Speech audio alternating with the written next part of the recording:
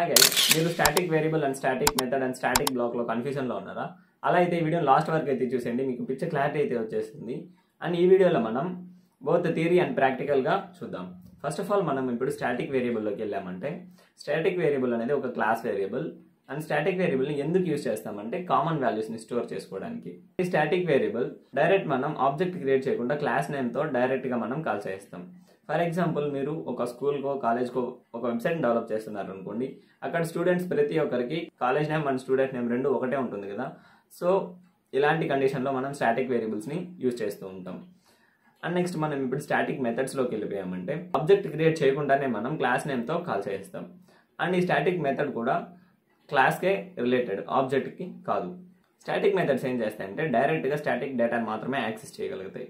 ఒకవేళ ఇన్స్టెన్స్ వేరియబుల్స్లో ఉన్న డేటాని మనం స్టాటిక్ మెథడ్స్లో యాక్సెస్ చేయాలంటే మనకు కన్స్ట్రక్టర్ అనేది కావాలి.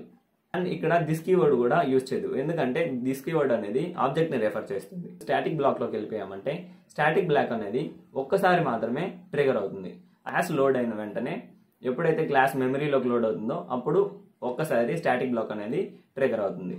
అండ్ నెక్స్ట్ స్టాటిక్ బ్లాక్ ఎందుకు యూజ్ చేస్తారంటే, వాల్యూస్ని స్టాటిక్ వేరియబుల్స్లోకి ఇనిషియలైజ్ చేయడానికి స్టాటిక్ బ్లాక్ని యూజ్ చేస్తారు. గైస్, నేను మెథడ్స్ అనే క్లాస్ అయితే ఒకటి క్రియేట్ చేశాను గైస్. ఆ తర్వాత రెండు స్టాటిక్ వేరియబుల్స్ డిక్లేర్ చేశాను, ఏ అండ్ బి. ఇక్కడ ఇన్స్టెన్స్ వేరియబుల్ ఒకటి తీసుకున్నాను. నెక్స్ట్ ఇక్కడ వచ్చారంటే స్టాటిక్ బ్లాక్ ఒకటి క్రియేట్ చేశాను. ఆ స్టాటిక్ బ్లాక్లో మనం ఇందాక ఏం చెప్పుకున్నాం, స్టాటిక్ వేరియబుల్స్కి వాల్యూస్ని ఇనిషియలైజ్ చేస్తారు అని చెప్పాం. ఇక్కడ అది చేశాను. నెక్స్ట్ ఇక్కడ ఏ అండ్ బి వాల్యూస్ని ప్రింట్ చేశాను అనమాట. నెక్స్ట్ ఇది ఎందుకు రాశానంటే, and static block is executed అనేసి ఎందుకు రాశానంటే, మనకు ప్రూఫ్ కావాలి కదా ఈ స్టాటిక్ బ్లాక్ ఎగ్జిక్యూట్ అయిందా లేదా అని. అండ్ నెక్స్ట్ ఇక్కడ కన్స్ట్రక్టర్స్ ఈ మెథడ్ అనేది మీరు మర్చిపోండి, ఇది నుంచి మనం అప్కమింగ్ క్లాస్లో డిస్కస్ చేద్దాం. గైస్, ఇక్కడ మనం మెయిన్ క్లాస్ ఒకటి డిక్లేర్ చేసాం గైస్, అదే స్టాటిక్ మెథడ్స్ అనే నేమ్తో. SVM stands for public static void main string.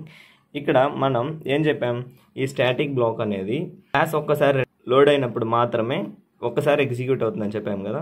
ఇక్కడ ఆ స్టాటిక్ బ్లాక్ని ఆబ్జెక్ట్ లేకుండా ఎలా లోడ్ చేయాలనేది చూద్దాం. ఇక్కడ దానికోసం మనం ట్రై బ్లాక్, క్యాచ్ బ్లాక్ని అయితే యూజ్ చేసాం. ఇక్కడ మనకు జావాలో డిఫరెంట్ ఉంటాయి. అండ్ క్లాసెస్ అని, క్లాస్ ఆబ్జెక్ట్స్ అని ఉంటాయి. సో ఇక్కడ మనం క్లాస్ డాట్ ఫర్ నేమ్ అనే మెథడ్ తీసుకున్నాం. ఇక్కడ మనం ఏ క్లాస్ని అయితే లోడ్ చేయాలనుకుంటున్నామో అది కూడా ఆబ్జెక్ట్ లేకుండా ఇక్కడ ఆ క్లాస్ నేమ్ అనేది ఇస్తాం. ఇక్కడ ఎక్సెప్షన్స్ ఇస్తాం, ఏదైనా ఎర్రర్ వస్తే హ్యాండిల్ చేయడానికి. గైస్, మీకు ఒక క్లారిటీ వచ్చేసింది అనుకుంటా, స్టాటిక్ వేరియబుల్ అంటే ఏంది, స్టాటిక్ మెథడ్ అంటే ఏంది, అండ్ స్టాటిక్ బ్లాక్ అంటే ఏందో. వీడియో నచ్చినట్లయితే ఇమీడియట్గా మన అకౌంట్ని ఫాలో చేయడం మర్చిపోకండి.